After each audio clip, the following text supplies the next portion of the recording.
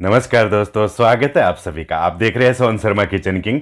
मैं हूं सोहन शर्मा और आज मैं आपके साथ शेयर करूंगा मूंग दाल और आटे से बनी चकली। तो चलिए शुरू करते हैं मूंग दाल और आटे से बनी ये चकली बनाना। इस चकली की ये खास बात है कि ये एकदम क्रिस्पी है। देखिए कितनी क्रिस्पी है और एकदम सॉफ्ट है खाने में और क्रिस्पी लगती है। ऐसा स्नैक्स से ये एक बार बनाइए, महीने भर तक खाइए। किसी भी त्यौहार पे बनाइए, जब मन करे तब बनाइए। बहुत ही सिंपल और आसान सी रेसिपी है। मैंने इस वीडियो के अंदर बहुत ही अच्छी तरीके से इसे बनाने के टिप्स बताए हैं। तो वीडियो पसंद आए तो प्लीज़ वीडियो को लाइक शेयर ज़रूर करें और पहली बार हमारा चैनल देख रहे हैं चैनल को सब्सक्राइब करें और वीडियो शुरू से लेकर एंड तक पूरा ज़रूर देखिए। तो ये सबसे पहले मैंने एक बोल लिया, उसके अंदर मैं आधा कप येलो वाली मूंग की दाल डाल रहा हूँ और इसे अच्छे से वॉश कर लेता हूँ। 3-4 बार पानी से मैंने अच्छे से वॉश कर लिया है और इसको मैं 20 मिनट के लिए भिगा कर रख देता हूँ। 30 मिनट भिगा सकते हैं, 40 भिगा सकते हैं, लेकिन 20 मिनट आपको भिगाना है। 20 मिनट भीग जाने के बाद मैं इस दाल का ये पानी हटा देता हूँ और अब मैंने एक प्रेशर कुकर लिया है। पानी हटा के दाल को प्रेशर कुकर के अंदर डाल रहा हूँ और अब मैं इस दाल के अंदर 1 कप पानी डाल रहा हूँ, यानी कि आधा कप दाल है, 1 कप पानी डालना है। ये परफेक्ट नाप है इसका। इस पे ढक्कन लगा देता हूँ और प्रेशर कुकर को मैं गैस पे चढ़ा देता हूँ फुल आंच पे और 2 सीटी ले लूँगा और प्रेशर खुलने तक का इंतज़ार करेंगे। ये मैंने मीडियम आंच पे तिल लिए थोड़े से, ये हमें इस रेसिपी के अंदर चाहिएंगे। तो इस तरीके से आप इस तिल को सेक लीजिए। वाइट वाले तिल है, इसे गैस पे इस तरीके से मीडियम आंच पे सेक लीजिए, भून लीजिए। और कुकर के अंदर सीटी आ चुकी है तो मैं कुकर को गैस से हटा के 2 सीटी ले लिए मैंने, गैस से हटा के नीचे रख देते हैं प्रेशर खुलने तक। प्रेशर खुल गया है कुकर का और मैंने कुकर का ढक्कन हटा लिया। देखिए मूंग दाल एकदम अच्छे से बॉईल हो चुकी है। इस तरीके से बॉईल हो गई है मूंग दाल। तो मैंने मूंग दाल को एक परात के अंदर निकाल लिया है। इस मूंग दाल को हम 5 मिनट इस तरीके से ठंडा होने रख देते हैं, पंखे के नीचे, और जल्दी ठंडी हो जाएगी। इस तरीके से ठंडा होने के बाद हम आगे का प्रोसीजर शुरू करते हैं। ये देखिए मूंग दाल ठंडी हो गई। 5 मिनट बाद मैं इसके अंदर गेहूं का आटा डाल रहा हूँ। मैंने 1 कप आटा लिया। इसके अंदर कितना आटा यूज होता है मैं आपको एंड में बताऊंगा। और ये हमने जो तिल भुने थे, भुने हुए वाइट तिल, ये 2 बड़े चम्मच में अच्छे से भर के इसके अंदर डाल दूंगा। इससे बहुत अच्छा फ्लेवर आता है इसके अंदर। हम ज़्यादा मसाले नहीं लेंगे। ये 1 छोटी चम्मच नमक डाल रहा हूँ मैं, आप स्वाद अनुसार लीजिए। और उसके बाद मैं इसके अंदर ये क्रश की हुई 1/4 चम्मच काली मिर्च डाल रहा हूँ। आपको पता है काली मिर्च का फ्लेवर मूंग दाल के साथ कितना अच्छा आता है।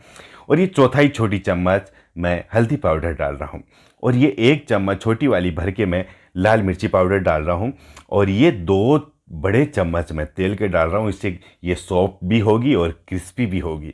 तो अब हम इसे अच्छे से मिला लेते हैं और इसका डो तैयार कर लेते हैं। हम इसके अंदर ज़्यादा मसाले नहीं डालेंगे क्योंकि ज़्यादा मसाले डाल देंगे तो इसका जो फ्लेवर है, नेचुरल जो मूंग दाल का फ्लेवर है, वो गायब हो जाएगा। तो इसलिए सिंपल मसालों के अंदर बहुत ही टेस्टी रेसिपी है ये। इस तरीके से हम इसे मिलाते हुए इसका डो तैयार कर लेंगे। और अभी सूखे आटे की और ज़रूरत पड़ेगी। हमने जो 1 कप आटा लिया था उसमें से थोड़ा सा हम और डाल देते हैं। आपका चाहे पूरा 1 कप आटा यूज हो जाए, चाहे 1 कप से ज़्यादा यूज हो जाए, इसे टाइट डो तैयार करना है। पूड़ी के आटे जैसा इसे तैयार करना है। आटा चाहे 1 कप लगे चाहे 1.25 कप लगे, तो आपको इस बात का ध्यान रखना है। मैं कितना आटा यूज कर रहा हूँ इसके अंदर वो मैं आपको लास्ट में बता दूंगा। देखिए ये 1/3 कप आटा यूज हुआ है। ये 1/4 कप आटा बच गया है। थोड़ा सा हाथ में पानी लिया है, हल्का सा इसे थोड़ा चिकना करने के लिए, और इसे अच्छे से मसल लेते हैं हम। डो बिल्कुल तैयार है और अब हम इंस्टेंटली इसके चकली तैयार कर देंगे। उससे पहले एक बात और है जो मैं आपको बताऊंगा। तो ये देखिए कितना स्मूथ है। ये जो मूंग की दाल और आटे से है ना, ये बहुत ही स्मूथ डो तैयार बनकर होता है। ये देखिए ये मैंने भुजिया मेकर लिया, उसके अंदर खूब सारी जालियां होती है, उसमें से मैंने एक स्टार वाली जाली लिया। मैं आपको हाथ से बनाना भी बताऊंगा। तो इस मेकर के अंदर मैं इस डो को डाल लेता हूँ, इसको अच्छे से भर लेता हूँ। ये जो मेकर है ये आपको ऑनलाइन भी मिल जाएगा, ऑफलाइन भी मिल जाएगा। बाजार में आपको बर्तन की दुकान पे बहुत ही आसानी से मिल जाएगा ये भुजिया मेकर। इससे बहुत सारे फ़ायदे हैं। भुजिया वगैरह, बहुत सारी नमकीन कंठियाँ वगैरह बहुत सारी निकल जाती है, तो आप ये ला सकते हैं। बहुत ही आसान रहता है। इसे भर लिया है देखिए इस तरीके से मैंने, और इसे बंद कर देता। और ये मैंने जो भुजिया पापड़ के जो पैकेट होते हैं ना, वो वाले लिए, इनको कट कर लिया मैंने। इस पर हम चकली बनाएंगे। आप चाहे तो बटर पेपर ले सकते हैं, मैगजीन का जो कड़क वाला पेपर होता है वो ले सकते हैं, क्योंकि ये इतना कड़क है इसलिए इस पर हम चकली बना के आसानी से हाथ में ले सकते हैं। इस तरीके से मैंने काट के इन्हें रेडी कर लिया है। और मीडियम आंच गैस पे गैस को जलाया है। उस पर मैंने 400 ग्राम तेल चढ़ा दिया, रिफाइंड ऑयल चढ़ाया है। आप जो मर्जी यूज़ करते उसमें बना सकते। देखिए मैं चकली बना रहा हूँ। जब तक तेल भी गर्म हो जाएगा, इस तरीके से आपको मशीन को हाथ में अच्छे से टाइट पकड़ के इस पॉलीथीन का जो है ना छोटा सा जो टुकड़ा काटा हुआ, इस पे आपको इस तरीके से इसे फैलाना है, फिर नीचे से इसे तोड़ के हल्का सा जॉइंट दे देना है। दूसरी वाली भी बता देता हूँ मैं।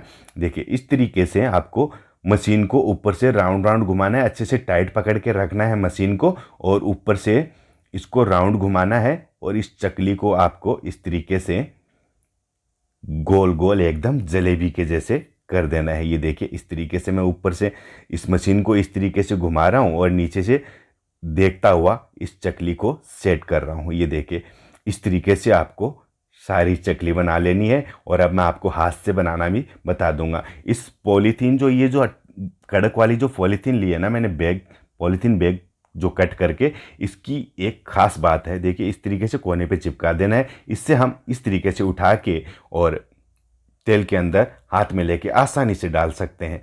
हम 7-8 मैंने बनाकर इस तरीके से तैयार कर लेने हैं। और अब मैं आपको हाथ से बनाने का बताता हूँ। थोड़ा सा मैंने डू लिया है हाथ के अंदर और इसे एकदम पतला इस तरीके से आपको बेल लेना है। और इस तरीके से पतला बेलिए, ज़्यादा मोटा नहीं होना चाहिए ये, नहीं तो ये और फूल के मोटी हो जाएगी।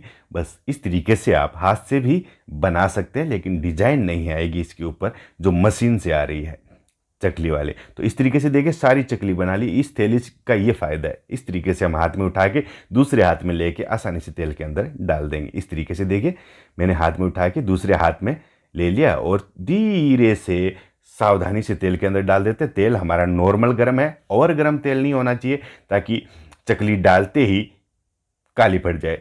ऐसा नहीं करना है हमें, नॉर्मल गर्म तेल पे। और इसे धीमी आंच और मीडियम आंच पे हमें गोल्डन ब्राउन करना है। इस बात का आप ज़रूर ध्यान रखिए।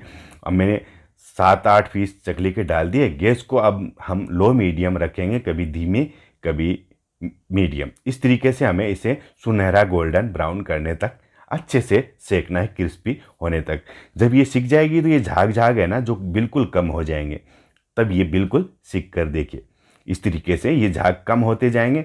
एकदम आपको डार्क कलर नहीं करना है इसका, एकदम सुनहरा सा कलर रखना है इस तरीके का। तो इस तरीके से चलाते हुए आपको सारी चकली बनाकर तैयार कर लेनी है। इस तरीके से आपको फ्राई कर लेनी है। देखिए कितनी शानदार लग रही है। इसे आप 1 महीने तक आराम से खा सकते हैं। किसी भी त्यौहार पे कभी भी जब मन करे तब आप बना सकते हैं। देखिए मैंने अच्छे से इन्हें ब्राउन कलर का कर लिया है और अब मैं इन्हें तेल से बाहर निकाल लेता हूं और दूसरा पावा भी मैं इसी तरीके से बना लूँगा। तो मैं उम्मीद करता हूं आपको ये वीडियो पसंद आया होगा। पसंद आया तो प्लीज़ वीडियो को लाइक शेयर ज़रूर करें। आपको पता नहीं, आपके एक लाइक से मुझे इतना प्राउड होता है कि आपके लिए बहुत अच्छी अच्छी रेसिपी लेकर आऊँ और आपको बताऊँ। इस तरीके से आपको सारी चकली बनाकर रेडी कर लेनी है। आप चाय के साथ खाइए, ऐसे ही घूमते घूमते खाइए। एक बार बनाइए, महीने भर तक खाइए। देखिए कितनी क्रिस्पी लग रही है ये, और ऐसे ही आपको खाने में बिल्कुल सॉफ्ट लगेगी और एकदम क्रिस्पी होगी। देखिए मैं आपको एक तोड़ के भी बताता हूँ, आवाज़ सुनाता हूँ। देखिए कितनी क्रिस्पी है। तो मैं उम्मीद करता हूँ आपको ये वीडियो पसंद आया होगा, ये रेसिपी पसंद आई होगी। प्लीज़ अगर पसंद आए तो वीडियो को लाइक शेयर जरूर करें, और पहली बार चैनल देख रहे हो चैनल को सब्सक्राइब कर लीजिए और साथ ही दबा दीजिए बेल आइकन का बटन, ताकि मेरी हर नई रेसिपी आपको सबसे पहले मिले। तो बनाते रहिए, खाते रहिए, बताते रहिए। मिलता हूँ फिर मैं नई रेसिपी के साथ। तब तक के लिए नमस्कार। आप सभी को मेरी तरफ से प्यार भरा